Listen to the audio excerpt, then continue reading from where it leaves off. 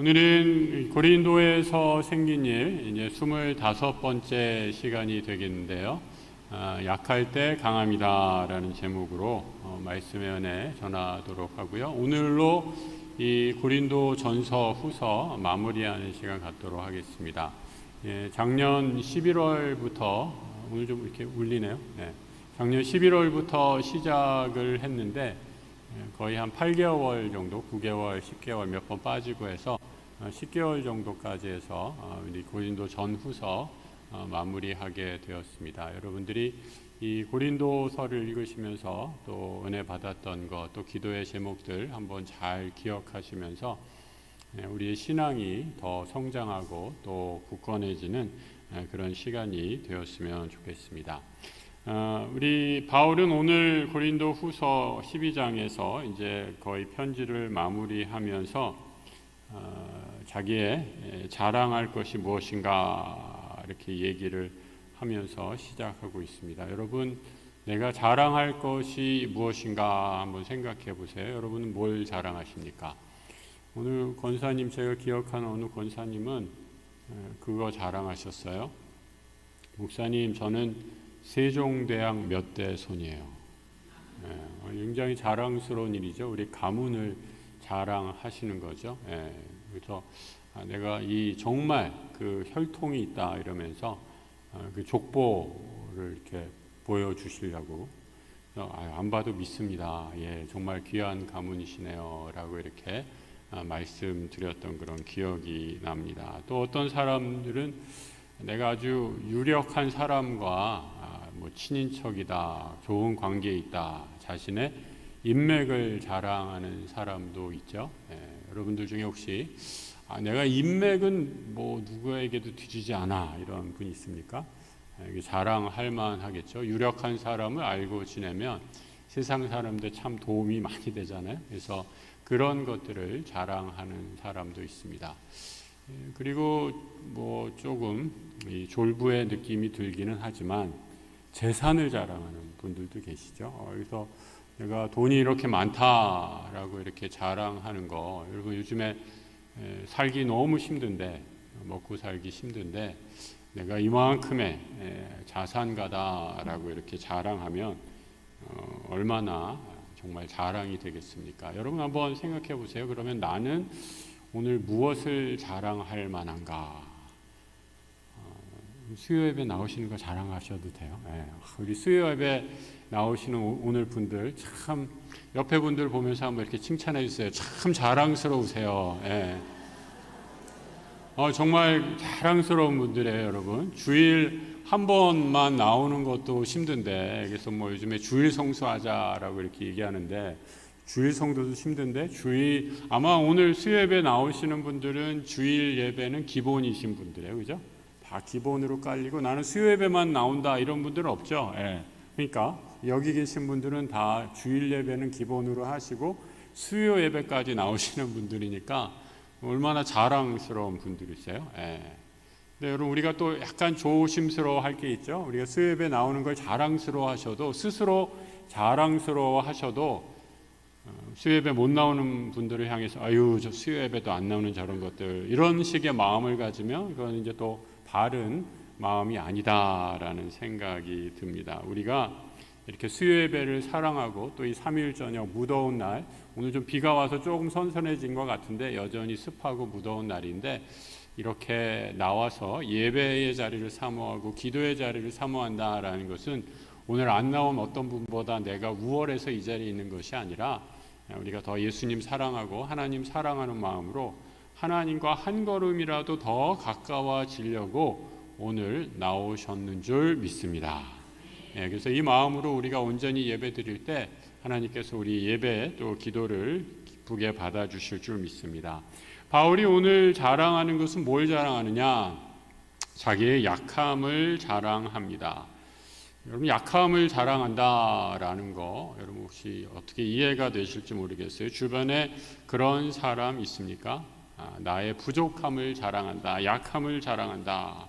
고린도에서 재정적인 지원이 없다 할지라도 나는 텐트 메이커로서, 텐트 메이커 우리말로는 자비량 선고, 자비량 선교 이렇게 번역을 하는데, 사실은 말 그대로 텐트 메이커, 장막을 만들면서 직업을 가지면서 선교했다라는 말이에요. 그러니까 교회의 도움을 받지 않고 나는 스스로 자급자족하면서 평일에는 일하고 또 다른 날은 선교하는 그런 삶을 살았다라고 이렇게 말하는 거죠. 그래서 나는 그런 면에서 직업을 감당하는 면에서도 충분히 자랑할 만한데, 이 바울은 그런 것들도 자랑하지 않으면서 오히려 자기의 약함을 자랑한다라고 이렇게 얘기하고 있습니다. 이 당시 고린도 교회의 많은 사람들, 고린도 교회 안에 들어와 있던 거짓 선지자들은 이 신비 체험을 자랑하는 사람들이 많이 있었어요. 내가 뭐 꿈에서 봤다든지 계시를 받았다든지 어떤 신비한 경험을 해서 그런 것들을 굉장히 자랑스럽게 여기고, 내가 그런 체험을 하지 못한 사람들보다 훨씬 더 믿음이 우월한 사람이다라고 자랑하는 사람들이 많이 있었습니다. 그런 면에서 보면 바울은 정말 우리가 늘 지금까지 살펴봤던 것처럼 외모도 좀 볼품 없었던 것 같고요. 그리고 설교도 별 볼 일 없었던 것 같고, 여러 가지 내세울 만한 것이 없었는데, 바울은 마침내 자기의 연약함을 자랑하면서 특별히 환상을 자랑하는 사람에 대해서 이렇게 자기가 경험한 환상을 말하고 있습니다. 오늘 12장 1절에 이렇게 말하고 있는데요. 나는 자랑을 계속해야만 하겠습니다. 자랑하는 것이 나에게 이루어질 것이 없지만 주님께로부터 온 여러 환상과 계시로 넘어가 보겠습니다. 하도 고린도 교회에 환상을 보았다, 계시를 받았다라고, 죄송해요, 설교 시간에 이런 용어는 적합하지 않은 것 같은데 깝죽거리는 사람이 많아서 내가 한번 그런 환상과 계시를 한번 자랑해 보겠다라고 얘기하는 것입니다. 그러면서 이 환상과 계시로 얘기하자면 11절에 이렇게 이어지고 있어요. 사실 나야말로 마땅히 여러분의 추천을 받아야 했습니다. 근데 바울은 사실 누구의 추천장도 받지 않았죠. 내가 비록 아무것도 아니지만, 이렇게 얘기하고 있어요. 거물급 사도들보다 모자라는 것은 아무것도 없습니다. 특별히 환상 체험에 관해서, 또 나아가 예수 그리스도를 아는 지식에 관해서 나는 어떠한 거물급 사도에 비해서 뒤지지 않는다라고 자기의 이야기를 시작하고 있습니다. 이 거짓 교사들 자신의 체험이 너무 크다라고 이렇게 얘기하면서 이 자신의 체험을 말할 때 이 바울이 말하는 방법도 약간 좀 다른 것을 보게 돼요. 여러분, 우리가 자랑하는 사람은 어떻게 자랑을 해요? 보통 시작하기를 다 내가 말이야 이렇게 시작을 하죠. 왕년에 내가 말이야. 그리고 우리말에 특별히 그런 말 있죠. 그래서 라떼는 말이야 하는 거. 그래서 다 나의 자랑으로 시작을 하고 있는데, 바울은 자기의 자랑을 하면서도 이 3인칭의 자랑을 하고 있어요. 그러니까 자기 주어, 나라는 주어를 쓰지 않고 이렇게 시작을 하고 있죠. 내가 2절부터 3절에 이렇게 시작합니다. 3자의 체험같이 내가 그리스도 안에 있는 어떤 사람을 알고 있습니다. 14년 전 일입니다. 그가 몸 안에 있었는지 나는 알지 못합니다. 나는 몸 밖에 있었는지 나는 알지 못합니다. 하나님은 아십니다. 이러한 사람이 셋째 하늘에까지 낚아채어 올라갔습니다. 내가 그런 사람을 알고 있는데 내가 몸 안에 있었는지, 몸에서 떨어져 나와 있었는지 알지 못하고 하나님만 아신다라고 이렇게 얘기하고 있어요. 바울은 당시 고린도 교회의 자신의 신비를 엄청나게 자랑하는 그런 자랑꾼들과는 이 표현 방식에 있어서도 굉장히 다른 형식으로 자신의 경험을 조심스럽게 얘기하고 있죠. 내가 어떤 한 사람을 아는데 마치 그 사람 3인칭의 말을 빌려서 하는 것처럼. 근데 이런 체험은 여러분 누가 체험했다라는 것을 정확하게 얘기해 주지 않으면 알 수 없는 그런 체험이죠. 그러니까 바울이 자기의 체험을 굉장히 조심스럽게, 왜냐하면 바울은 이 체험이 갖고 있는 유익함도 있지만 체험이 가져다 주는 위험함도 알고 있었기 때문에 굉장히 조심스럽게 자신의 체험을 이야기하고 있는 것을 보게 됩니다. 그리고 내가 받은 체험이 어떠한 사도들이 경험했던 또 어떠한 순교자들이 했던 체험보다 조금도 뒤지지 않는다 할지라도 내가 경험한 고난, 체험, 신비한 체험이 결코 사도의 기준, 표준이 될 수 없다. 예수를 따라가는 제자의 조건이 될 수 없다라는 것을 오늘 본문에서 밝히고 있습니다. 그러면서 진정한 예수의 제자의 표지는 무엇이냐? 약함 가운데, 고난 가운데 드러나는 하나님의 은혜이다라는 것을 이렇게 강조하고 있습니다. 이 6절을 같이 한번 읽어보겠습니다. 12장 6절인데요. 우리 새한글 성경으로 천천히 한번 읽어볼게요. 내가 자랑하려고 하더라도 나는 아둔한 사람이 되지는 않을 겁니다. 진리를 말하게 될 테니까요. 그렇지만 나는 말을 아낍니다. 어떤 사람이 나에게서 보거나 뭔가를 나한테서 듣는 것 이상으로 나를 지나치게 생각하지 않도록 하려고요. 그러니까 6절에서 앞에서 3인칭으로 어떤 사람을 압니다라고 얘기하면서 자기가 3인칭으로 얘기했던 그 이유를 6절에서 이렇게 얘기하고 있어요. 내가 말하는데 너무 앞서 나가지 않도록 최대한 자제를 하면서 나의 신비 체험을 말하려고 합니다. 그 이유는 무엇이냐? 내가 신비한 체험을 말할 때 그것을 듣는 사람들이 내가 말하는 것 이상으로 생각하지 않게 하기 위해서 최대한 절제하면서 나는 나의 신비한 하나님의 은혜의 경험을 말하겠다라고 이렇게 이야기하고 있습니다. 여러분 그런 경험 해본 적 있으세요? 우리 누군가가 자기가 경험했던 것, 소위 무용담이라고 그러죠. 용감한 어떤 이야기들, 뭐 군대 갔다 온 얘기, 죽었다 살아났던 얘기, 뭐 정말 여러 가지 어려움들을 겪었던 얘기를 하게 되면요, 어떻게 되느냐? 자꾸 하게 되면 하고 또 할 때마다 이 이야기가 점점 부풀려집니다. 그런 경험 없으세요?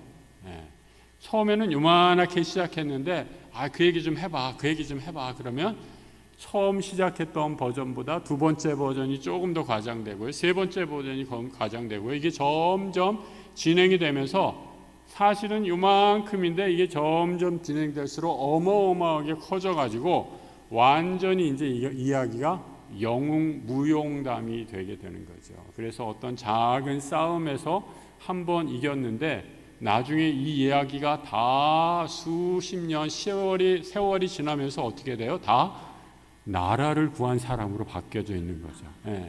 그래서 다들 그냥 그렇게 나라를 구해가지고 영웅들이 즐비한 이유가 거기에 있습니다.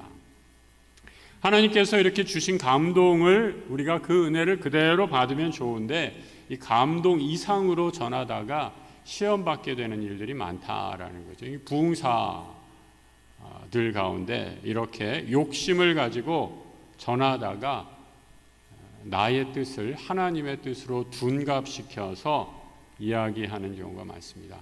그러니까 이렇게 감정에 호소하기 시작하면 사람들은 그래요, 여러분. 이 감정적인 그 처음에 들을 때는 참 은혜가 되고 우리 마음에 큰 울림이고 눈물 콧물 다 짤 수 있는데 흘리게 되는데 이런 감정에 호소하는 이런 간증이나 이런 것들의 가장 큰 약점은 무엇인가 하면 그 강도가 세월이 지날수록 점점 세져야 된다는 거예요.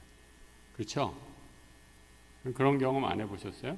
여러분 이 산기도 다니면서 또 어떤 신비 체험하면서 하게 되면 제일 처음에 받았던 은혜는 너무 좋고 황홀하고 감사하고 기쁘고 그런데 이것이 이제 계속 반복되다 보면 이제 희미해지고 그 처음의 감격이 사라지면서 더 강렬한 자극이 오지 않으면 그래서 마치 나에게 신앙이 사라져버리고 열정이 식어져 버리고 이제는 내가 무력해진 것처럼 느껴질 때도 있다라는 거죠. 그리고 계속되다 보면 사실과 진리를 구별하지 못하게 되고 더 이상 말씀이 신앙의 기준이 아니라 나의 경험이 신앙의 기준이 되는 경우를 종종 보게 됩니다. 그래서 어떤 극적인 간증을 하는 사람들을 만나게 되면 나에게는 왜 저런 간증이 없을까라는 괜히 그런 자괴감에 빠지게 되죠. 특히 이제 모태신앙인 분들. 그래가지고 나는 저런 드라마틱한 간증이 왜 없을까 생각하면서 아쉬워하는 것도 종종 보게 됩니다. 그런데 여러분 기억하세요. 성경이 감정과 경험 중심으로 흐르게 되면 이 복음의 단순한 진리 또 분명한 진리를 흐리게 만들 수 있다라고 이렇게 얘기합니다. 그래서 바울은 어디에 갈 때마다 어디에서 선교하고 교회를 세우고 복음을 전할 때마다 자신이 했던 오늘 말하려고 하는 그 놀라운 경험을 얘기하는 게 아니라 바울이 늘 선포한 것은 무엇이었냐? 하나님의 말씀이었어요. 복음이었어요. 그래서 갈라디아서에서 바울은 나는 십자가 외에는 아무것도 자랑할 게 없다라고 이렇게 얘기하고 있습니다.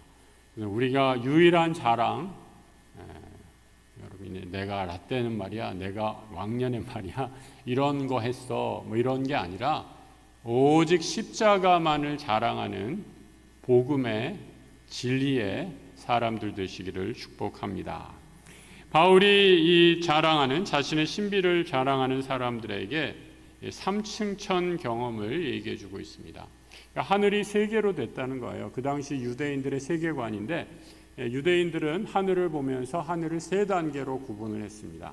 여러분 첫 번째 단계는 어떤 하늘이냐? 첫 번째 하늘은 새와 이 참새들, 비둘기들, 뭐 하늘에 있는 우리가 육안으로 확인할 수 있는 곤충이든지 이 육안으로 확인할 수 있는 날짐승들이 살아가는 그런 공간이에요. 이게 이제 첫 번째 공간, 하늘이죠. 그리고 이 첫 번째 하늘보다 조금 더 위에 있는 하늘이 두 번째 하늘로, 두 번째 하늘에 뭐가 있겠어요? 새들보다 조금 더 높이 있는 것들, 해와 달과 별이 있습니다. 그리고 바울이 지금 얘기하려고 하는 경험은 뭐냐면 삼층천, 해, 달, 별, 두 번째 하늘 그 너머에 있는 천상의 경험. 여러분 천국을 갔다 온 분께서 막 내가 천국을 보았노라라는 그런 책도 한때 유행했는데 이 바울도 사실 그런 경험을 했다라고 이렇게 얘기하고 있습니다. 그래서 이 천상에 올라가서 이 삼층천에 올라간 경험을 오늘 4절에서 이렇게 얘기하고 있습니다. 그 사람이 여전히 자기 자신을 3인칭으로 묘사하고 있죠. 낙원으로 낚아채 올라가서 이게 마치 파라다이스, 낙원으로 어떠한 강력한 힘에 의해서 낚아채졌대요. 올라가서 그 입 밖에 낼 수 없는 거룩한 말들을 들었습니다.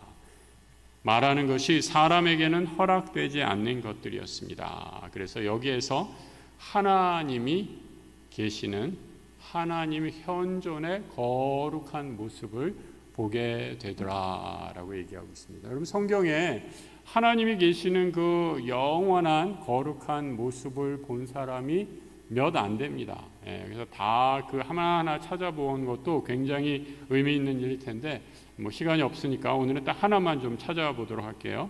요한계시록 4장 1절에 사도 요한이 이렇게 천상에서 오늘 이 바울이 경험했던 삼층천의 체험을 이 바울보다는 조금 더 구체적으로 묘사해 주고 있습니다. 한번 4장 1절을 새한글 성경으로 같이 한번 읽어보죠.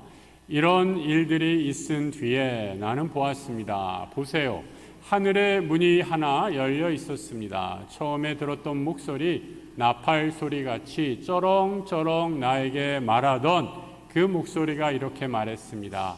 이리로 올라오너라. 이 다음에 반드시 일어날 일들을 내가 너에게 보여주겠다. 그러니까 사도 요한도 오늘 사도 바울이 경험했던 것처럼 삼층천을 체험하면서 이 세 번째 하늘에서 문이 활짝 열리는 것을 오늘 경험하고 바라보았다라고 이렇게 얘기합니다. 하늘의 문이 열려야 하나님을 볼 수 있습니다. 우리가 기도할 때마다 하늘의 문이 열리는 은혜가 임하시기를 축복합니다. 그럼 여러분 어떻게 하면 하늘의 문이 열리는가? 하나님의 영이 임해야 합니다.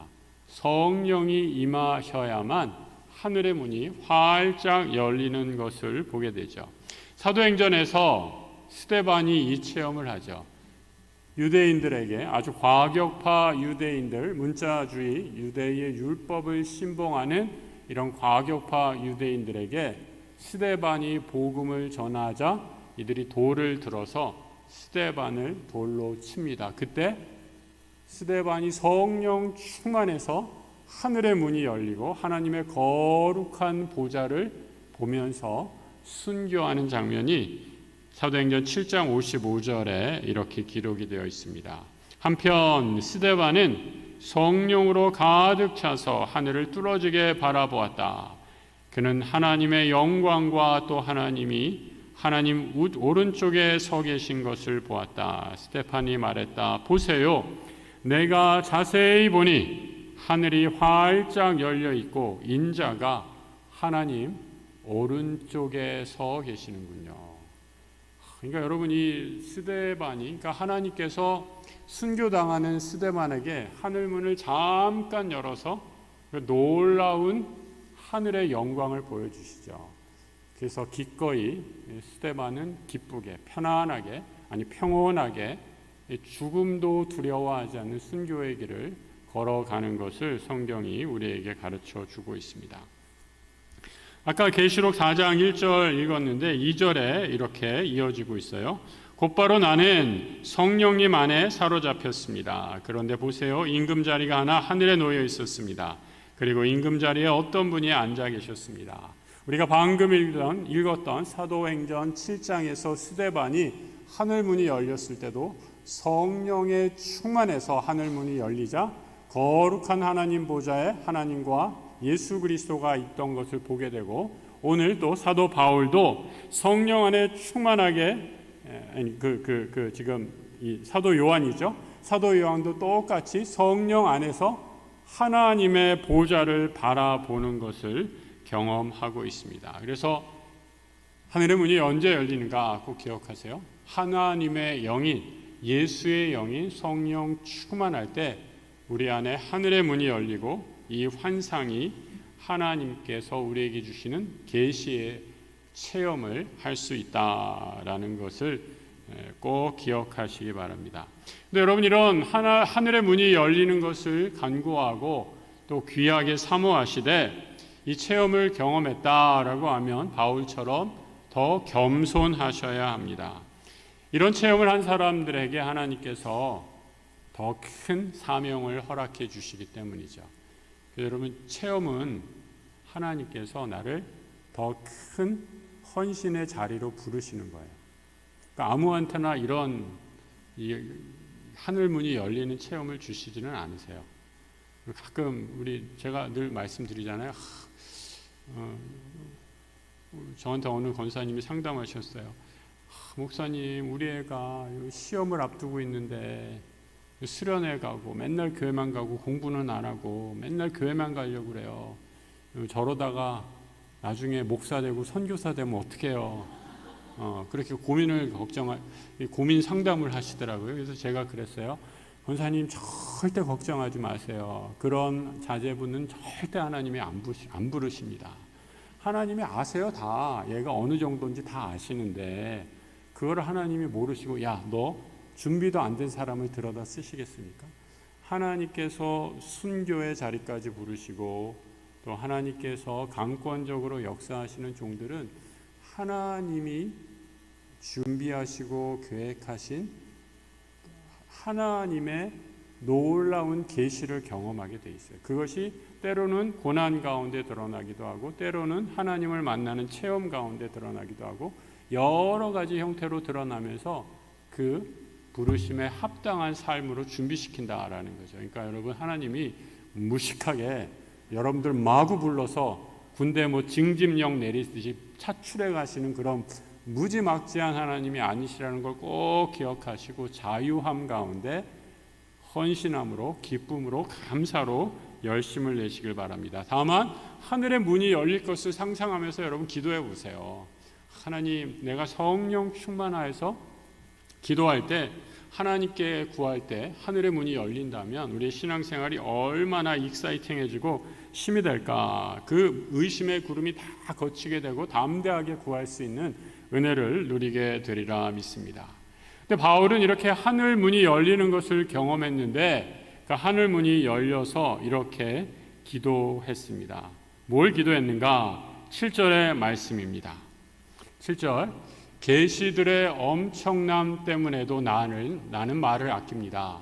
그래서 내가 거들먹거리지 못하도록 내 육신의 가시 곧 사탄의 심부름꾼이 주어졌습니다. 그것이 나를 괴롭혀서 내가 거들먹거리지 못하도록 말입니다. 하늘문이 열렸어요. 그리고 하나님께 내가 기도하면 다 들어주실 것 같아서 하나님, 바울이 기도하는 것이 무엇이었는가? 육체의 가시를 좀 빼달라라고 이렇게 기도합니다. 근데 하나님께서 그렇게 빼주시지 않죠. 이 육체의 가시라는 게 뭘까? 정확하게 알려져 있지는 않습니다. 여러 가지를 추측을 하는데 질병이었다, 아니면 바울이 갖고 있는 핸디캡이었다, 여러 가지를 얘기하는데 그것이 무엇이었던 간에 바울이 이렇게 3번이나 하늘문이 열렸을 때 하나님 앞에 간구한 거 보면, 예수님 앞에 간절히 기도했던 거 보면 그의 사역의 치명적인 방해, 장애물이었음에 틀림없어요. 이 가시라는 거 헬라어로 스콜롭이라고 하는데, 스콜롭이라는 것은 가시라는 1차적인 의미도 있지만 또 하나의 의미는 말뚝의 의미도 있어요. 말뚝. 딱 고정되어 있다라는 거죠. 그래서 이것은 이 가시를 때문에 이 가시가 딱 박혀서 바울은 지금 뭐라고 얘기하고 있어요? 이 가시 때문에 내가 하늘에 3층전에 올라가서 하나님을 보아도 이 가시 때문에 내가 거들먹거리지 못합니다 라고 이렇게 말하고 있습니다. 겸손하도록 하나님이 바울에게 가시를 꽝꽝 박아 놓으셨다라고, 이 말뚝을 꽝꽝 박아 놓으셨다라고 이렇게 얘기를 하고 있습니다. 그럼 신비한 체험을 경험하게 되면 막 이렇게 에너지가 넘치죠. 그래서 주체하기가 힘듭니다. 그래서 이런 신비한 체험을 하게 되면 말이 많아지고 이 신비한 체험을 누구에게 막 전하고 싶어요. 그래서 실제로 고린도 교회에서도 그런 신비 체험자들이 막 많아지면서 교회가 어지러워졌던 것을 보게 됩니다. 근데 여러분, 이런 신비한 체험은 반드시 그래서 고삐가 필요하다라는 거죠. 말뚝이 필요해요. 이것을 제어할 수 있는 제어 장치가 필요하다. 이것이 바로 바울에게는 가시였다라고 이렇게 고백하고 있는 거죠. 바울은 역설적으로 이 가시 때문에 내가 주님 없이는 살아갈 수 없는 사람임을, 주님 없이는 내가 살 수 없는 사람임을 고백하고 또 인정하게 됐다라고 말하고 있습니다. 이스라엘의 총리 가운데 1965년 이스라엘의 총리 가운데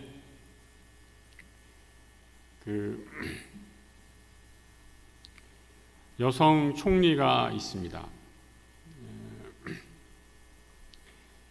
이름이 지금 여기 제가 이름을 적어놨는데 메이어라는 여성 총리가 있어요. 이 메이어 총리는 이 재직 기간 중간에 재임 기간 동안에 자기가 림프종 암을 앓았던 것을 이렇게 숨겨왔어요. 근데 이게 어떻게 알게 됐느냐? 나중에 그의 자서전이 발표가 되면서 재임 기간에 자기의 질병을 숨기고 이 모든 이 국가 원수로서의 책임을 다했다라는 것이 밝혀지면서 더 이제 존경받는 그런 리더가 되었던 것을 보게 됩니다. 끝까지 여러 가지 질병에서도 자기가 자기 국가적인 위기 앞에서 끊임없이 하나도 그 직책 책임을 소홀히 하지 않는 그런 지도자의 모습을 보여주고 있습니다. 근데 그 일기에서 아주 재미있는 그런 표현이 있었어요. 어떻게 말하는가? 이 여성 총리였거든요. 나는 어려서 내 얼굴이 못생긴 것 때문에 굉장히 심각한 열등감에 사로잡혀 있었다라고 이렇게 말합니다. 근데 나는 오히려 지나놓고 보니 내 얼굴이 못난 것이 감사하고 다행이었다라고 이렇게 얘기합니다. 내가 못나서 나는 더 열심히 기도했고 더 열심히 공부했고 그래서 나의 약함이 결국 나라의 큰 보탬이 되었다라고 이렇게 그의 자서전에서 밝히고 있는 것을 보게 됩니다. 여러분, 우리가 생각할 때 바울은 지금 가시를 없애달라라고 3번이나 기도하죠. 하나님, 이것만 좀 없었으면 좋겠어요. 내 삶에 가장 나를 짓누르는 무거운 짐, 이것만 빼주시면 내가 훨훨 나을 수 있을 것 같은데 하나님이 왜 대체 그거를 안 빼주시냐라고 기도하고 또 기도하고 또 기도했는데 하나님이 마침내 바울에게 3층천 문을 여시고 바울에게 들려주신 음성이 이거였습니다. 우리 9절의 말씀입니다. 같이 한번 그런데 주님이 나에게 말씀하셨습니다. 그 다음부터 같이 읽어볼까요? 너에게 충분하다. 내 은혜가 내 능력은 약한 것 속에서 완전해지기 때문이란다. 그러므로 나는 오히려 아주 기쁘게 나의 약점들을 자랑하겠습니다. 그리스도의 능력이 내 위에 거처를 두시도록 말입니다. 이 육체의 가시를 통해서 그 나의 약함이 예수가 내 안에 거하시는 집이 되었다라고 고백하고 있는 것입니다. 여러분, 그 육체의 가시가 없었더라면 바울은 한껏 교만해져서 예수를 의지하지 않고 자신의 잘남을 의지했을 것이다 라고 얘기하는 거죠. 그래서 하나님은 지금 바울에게 내 은혜가 내게 족하다라고 말씀해 주고 있습니다. 여러분, 그 9절에 이 각주 달려있는 성경 한번 있으신 분을 보세요. 난해주에 보면 장막이 되어 바울이 덮게 이렇게 되어 있는 거죠. 이 바울을 덮어버리는 장막이 되었다라고 이렇게 얘기하는 거예요. 육체의 가시가 그리스도의 능력이 바울의 연약함을 덮을 수 있는 통로가 되었다라는 거예요. 뭐가? 육체의 가시가 얼마나 역설적인 내 예상을 뛰어넘는 하나님의 은혜인 것을 보게 됩니다. 그리고 조금 더 깊이 들어가 보면 내 은혜가 족하다라는 이 표현을 보면요, 헬라어의 표현을 보면 현재 완료 시제로 돼 있어요. 현재 완료 시대다라는 건 뭐냐면 과거에도 그랬고 지금도 그랬고 앞으로도 그럴 것이다 라는 거예요. 하나님이 그래 너 고생 많았어, 조금만 참어, 내가 조금 있다 너 빼줄게, 그 가시 빼줄게 라고 말씀하시는 게 아니라 이 가시는 예전에도 가시였고 지금도 가시고 앞으로도 뭐예요? 가실 것이다. 왜요? 그리스도의 은혜의 통로이기 때문에. 그래서 내 은혜가 내게 족하다라고 말씀하고 있습니다. 내가 이를 통해 나와 함께 나와 머물게 되어서 그리스도의 능력이 장막이 되어서 여기에 거하게 된다라고 말하고 있는 거죠. 그러니까 놀라운 고백이죠. 나의 연약함이 그리스도의 은혜의 통로가 되었다라고 이렇게 얘기합니다. 여러분, 한번 나의 가시를 한번 생각해 보세요. 나의 외모, 집안 환경, 연약한 육신, 여러 가지 형편들, 참 이것만 없었으면 내가 정말 예수 멋지게 믿어 볼 텐데, 이렇게 생각하는 나의 가시가 무엇인가 한번 생각해 보세요. 그런데 여러분, 오늘 하나님은 뭐라고 말씀하시느냐? 그 가시 빼주면 너는 내 은혜를 경험할 길이 없단다. 내 은혜가 내게 족하다 말씀하고 있습니다. 그 때문에 예수 그리스도를 주인으로 더 의지하고 살아간다라는 거죠. 바울에게 가시는 나의 약함의 상징이었습니다.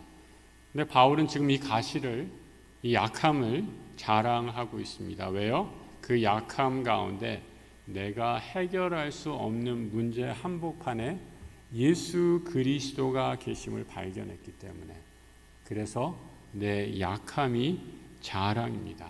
자신의 약함을 자랑하는 그 한복판에 계신 예수 그리스도를 자랑했기 때문이죠. 여러분, 우리 인생에 어떤 분 보기에는 가시 없는 인생이 있습니다. 또 두 번째 어떤 분 부류에는 가시도 없고 능력도 없는 그런 인생이 있는 것처럼 보이기도 합니다. 하지만 가시를 가졌지만 하나님 능력을 머무는 삶을 살아가는 인생도 있습니다. 가만히 보면 제일 많은 사람이 가시도 없고 능력도 없는 인생을 그냥 사람들이 제일 즐기는 것 같아요. 근데 여러분 꼭 기억하십시오. 내 인생에 가시가 있다면 그 가시를 통해 하나님의 능력을 더 깊이 체험할 수 있게 된다라는 거죠. 오늘 여러분 기도하실 때 여러분 그 가시를 하나님 앞에 좀 빼어달라고 이렇게 기도하지 마시고, 오늘 바울에게 주셨던 하나님의 음성이 오늘 나에게 들려주시는 그 음성이 되기를 한번 기도해 보시지 않겠습니까? 그래서 여러분, 우리가 예배 드린다라는 것, 예배의 자리에 나온다, 주일 예배뿐만 아니라 이 수요 예배까지 나와서 기도하시는 분들은 아마 그런 경험들을 다 하셔서 오늘 간절함을 가지고 이 자리에 나오신 분들이라 믿습니다. 어떤 경험들이에요? 내 삶이 내 마음대로 되지 않더라. 그런 거 다 경험하시잖아요. 내 뜻대로, 내가 원하는 대로 다 이루어졌으면 아마 오늘 수요 예배 여기 앉아 있는 분 한 분도 없을 거예요. 내 마음대로 되는데 뭐하러 와서 기도해요? 내 삶에 지금 가시가 이만한 게 박혀 있으니까 아이고 힘들어, 아이고 힘들어, 아이고 죽겠네 하면서 오늘도 또 나와서 이렇게 기도하는 것 아닙니까? 그래서 여러분, 예배는요, 우리가 그냥 수요일 날 나오고 주일 나오고 새벽 나오고 이렇게 그냥 습관을 쫓아 하는 게 예배이지만, 더 깊은 의미의 예배는, 본질적인 예배의 의미는 하나님밖에 내가 소망할 분이 없습니다 라는 걸 고백하는 것이 예배의 자리입니다. 내 능력이 연약한 데서, 내 육체의 가시 앞에서 내가 무능력함을 철저히 체험하고 깨닫고 고백하게 될 때, 그때 예수 그리스도의 능력이 온전히 드러나기 때문입니다. 그래서 바울은 오늘 이 고린도 후서 두 번째 혹은 세 번째 혹은 네 번째가 될 수 있는 편지를 마무리하면서 그 다음 장 13장 4장에 4절에 이렇게 얘기하고 있습니다. 13장 4절 말씀, 우리 새한글 성경으로 천천히 한번 음미하면서 같이 읽어보도록 하겠습니다. 그분은 약하심으로 십자가에 매달리셨지만 하나님의 능력으로 살아계십니다. 우리 자신들도 그분 안에서 약하지만 그분과 함께 하나님의 능력으로 살아가서 여러분을 대할 것입니다. 바울은 자신의 육체의 가시에서 자신이 체험한 이 실존적인 삶의 무게에서 누구를 발견하느냐? 보배이신 예수 그리스도를 만나게 됩니다. 그리고 그러고 보니까 나는 이 가시를 빼달라고 울고 불고 쪼르고 기도하고 하나님께 소리쳤는데, 우리 주님도 이 연약한 십자가라는 그 무거운 가시, 죄의 짐을 지고 하나님 안에서 끝까지 순종하셨구나라는 것을 발견하게 됩니다. 자신의 약함이 그리스도의 십자가에 무능력해 보이는 그 죽음에까지 연결되어 있다라는 것을 새삼스럽게 발견하게 되는 것이죠. 여러분, 예수님이 언제 약함의 끝을 보여주셨어요? 십자가 아니에요? 하나님의 아들이 우리가 십자가, 여기 나무 십자가에 달려서 돌아가신 거 제일 수치스러운 방법으로, 이보다 더 약한 신이 어디 있어요? 이보다 더 초라한 신이 어디 있어요? 이보다 더 창피한 신이 어디 있어요? 근데 바울은 이 십자가를 통해서 자신의 연약함 가시 안에 이것이 예수 그리스도의 약함이고, 이 약함이 곧 역설적으로 온 인류를 구원하시기 위한 하나님의 능력이 됨을 발견하고 있는 것이죠. 어떻게 해요? 부활을 통해, 십자가 죽음을 이기신 예수 그리스도를 통해 하나님의 능력을 바라보게 되는 것입니다. 그럼 바울의 약함, 바울의 약함은 제가 여러 번 말씀드렸잖아요. 성도들한테 온갖 비난을 다 받았어요. 너 왜 그거밖에 안 되냐? 너 왜 글이 그 모양이냐? 너 왜 온다고 그랬다가 안 오느냐? 너 왜 말 뒤집느냐? 온갖, 왜 이렇게 재정 사용이 불투명하냐? 온갖 비난을 다 받았고 힘없는 존재로 보였을 것입니다. 그런데 자신은 그 연약한, 거기에 자신의 육체의 가시까지 있는 그런 연약한 모습 가운데 그렇구나, 예수 그리스도의 약함을 따라 연약함 가운데 있을 때 그리스도의 은혜를 더 깊이 체험하게 되었다라고 고백하고 있습니다. 그래서 여러분, 성도들에게도 동일하게 얘기하고 있습니다. 성도들이여, 하나님 안에서 우리가 인생의 길을 걷다가 우리 인생의 가시, 무거운 인생의 짐이 우리를 억누를 때 기억하십시오. 나의 연약함을 고백하는 그때, 내가 무기력함을 고백하는 그때가 하나님의 능력을 체험할 수 있게 되는 시기이다라고 말씀하고 있습니다. 그리스도의 삶의 방식이 오직 예수 그리스도의 은혜 안에, 능력 안에 있음을 발견하고 고백하는 순간입니다. 그래서 오늘 여러분, 고린도 교회 바울에게 수많은 상처와 아픔과 또 자기 자신의 연약함 가운데서 힘든 이런 여러 가지 에피소드들이 많이 있었지만, 오늘 고린도서의 마지막은 이렇게 결론을 내고 있습니다. 약할 때 주님의 은혜를 더 깊이 체험하고 나의 연약함으로 하나님의 능력을 체험할 수 있다면, 예수 그리스도의 능력을 체험할 수 있다면 그것으로 족합니다. 그것이 내가 누리는 가장 큰 은혜입니다 라고 고백하고 있습니다. 이 놀라운 은혜의 고백이 오늘 우리 함께 예배에 참여하는 우리 모든 성도들의 믿음의 고백이 되기를 주님의 이름으로 축복합니다.